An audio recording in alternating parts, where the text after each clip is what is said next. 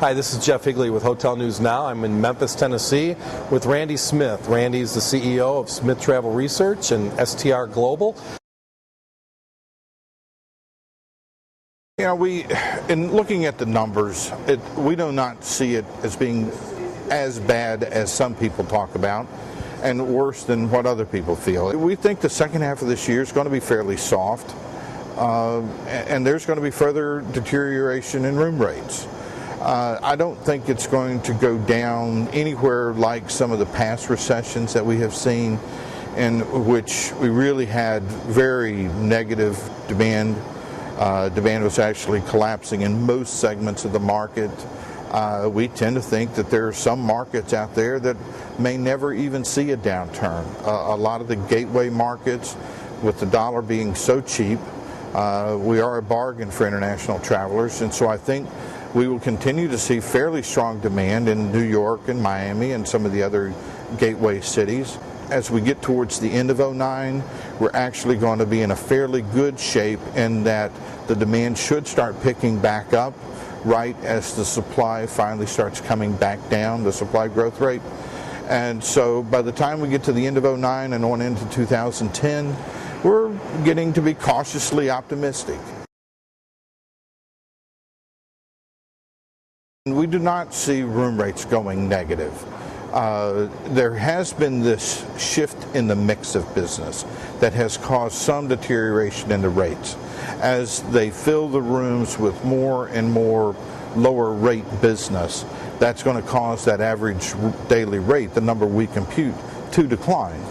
But in terms of a customer walking in the door, we do not see that rate declining significantly at all, and will probably stay slightly positive throughout this time period.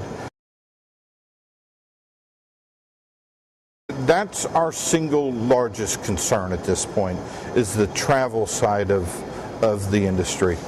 And we are very concerned about what's going on in the airlines. I don't really know that there's much the industry can do about it. Obviously, we can make our stay, do our end of the deal as best we can.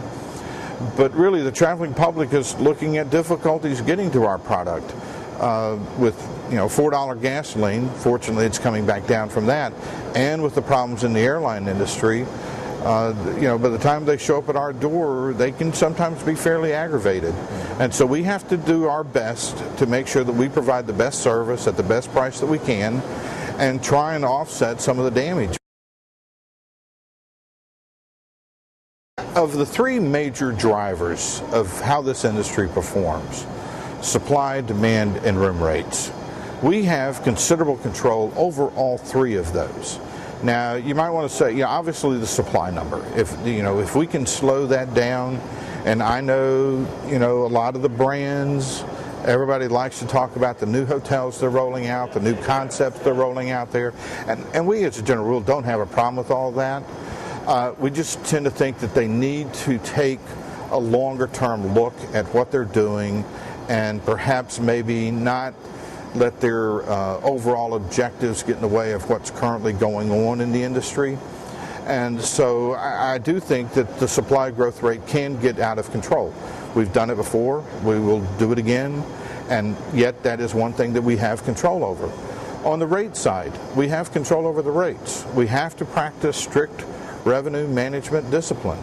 And as long as we do that we will do good. But I think the one biggest area that this industry has neglected, and to an extent that I think it's become downright harmful, is on the demand side. We market too much to steal customers from each other.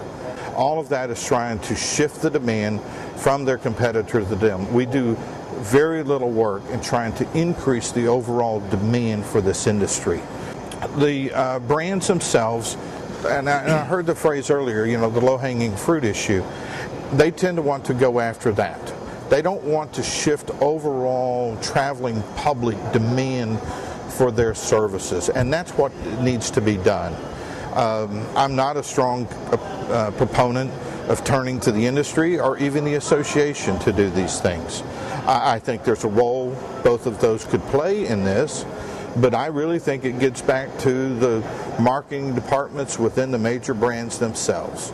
And that is where they need to be more creative and really rethink some of the approaches that they now use in trying to lure more guests into their hotels.